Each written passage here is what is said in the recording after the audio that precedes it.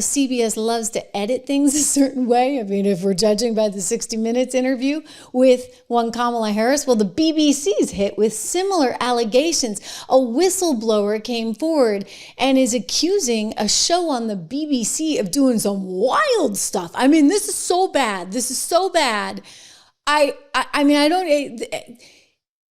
can't do this. What I'm about to show you, if these allegations are true, you cannot change the entire sort of scope and feel of something just because, you have an editing splice and dice device handy. Watch this. This is apparently the before and after sort of thing of what the BBC put out. This is what they're accused of doing. And you listen to this with me, and I'm telling you, there's two very, very, very different meanings, and this is disgusting. If this is true, this is disgusting, and I will never, not that I ever trusted the BBC to begin with, but by the way, they are persona non grata in my book. This is bad. This is gross. Watch.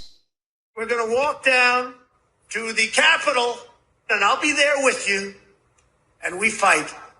We fight like hell. We're going to walk down to the Capitol.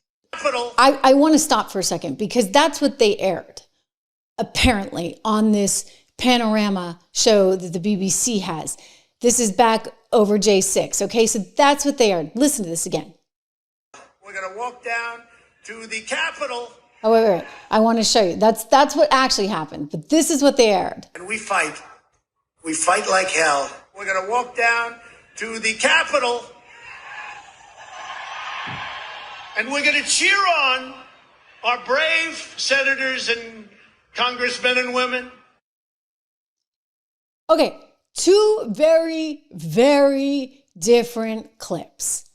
So if you edited that and you took out "we're there to cheer on our brave congressmen and women" and instead go straight to "we fight," maybe somewhere else later in the speech he said we're going to fight, and then they take that. I mean, we've been through this before with him, right? We've been through this before with him. So now the BBC is under a lot of fire. Don't forget the BBC, they used to get a lot of funding, right, from USAID. They're another one that happens to be a casualty of no more USAID money. Gosh, it's got to hurt. No wonder they didn't want him to win. So much so that you would actually stoop to that. I said to David, who helps me put together the show, I said, David, can you track this down? Because this is wild. Like, this is really, really, really, really wild. I mean, I think what CBS did with Kamala was wild. I think what CBS did last night with Donald Trump, trying to take out that whole important part about, hey, why is it that we're shut down? Because they wouldn't deliver a clean CR because they want all this health care for people that we can't afford health care for. $1.5 trillion. No, they left that completely on the cutting room floor. I mean, it's like, are they idiots? Do they just not know? Or is it deliberate? I'm going with deliberate here. I'm going with deliberate. And BBC, if this is true, I'm going with deliberate on the BBC. So again, this is the headline in The Guardian today. BBC accused of selectively editing Trump clip from the day of the Capitol attack. I mean, who are you supposed to trust right now? This is, once again, make sure if you haven't subscribed that you do subscribe. The subscribe button's like right there. Okay, hit the bell so you know when I'm here. Hit the bell for all alerts with the Trish Regan channel, because this is not okay. This is just not okay. Again, here's the reporting. They say the BBC has been accused of selectively editing a Donald Trump speech to make it appear clearer that he encouraged the U.S. Capitol attack, according to a formal external advisor to the corporation. An edition of Panorama. It's a broadcast that happened a week before the U.S. election. They spliced together clips of a Trump speech made on January 6, 2021. And the spliced clips suggested that Trump told the crowd, we're going to walk down to the Capitol and I'll be there with you and we're going to fight and we're going to fight like hell. Except that was not actually what he said. He said, we're going to go down and, well, you know what? Let's go back to it. We're going to honor the brave men and women in Congress. See. We're going to walk down to the Capitol. And I'll be there with you, and we fight. We fight like hell. We're going to walk down to the Capitol, and we're going to cheer on our brave senators and congressmen and women. So you see where I'm going. You can't do that. You just can't do that as a journalist. And you wonder why nobody has any respect for these institutions anymore. It's pretty obvious. Why would you respect an institution that, by the way, told you the Hunter Biden laptop was nothing but a bunch of misinformation fed to you courtesy of Rudy Giuliani and the Russians? Why would you respect an institution that told you the Russian dossier was totally true? Why would you respect any institution that sat there and said until they were blue in the face, oh, gosh, that Wuhan virus, that came from a wet lab. It didn't come from the actual lab that we might have actually been funding. Yeah. Thanks, Anthony Fauci, right? To the tune of some $600,000. It gets murky, right? Because it's like through this one and that one and this one and that one, gain of function research. No, you weren't even allowed, don't forget, to even say these things.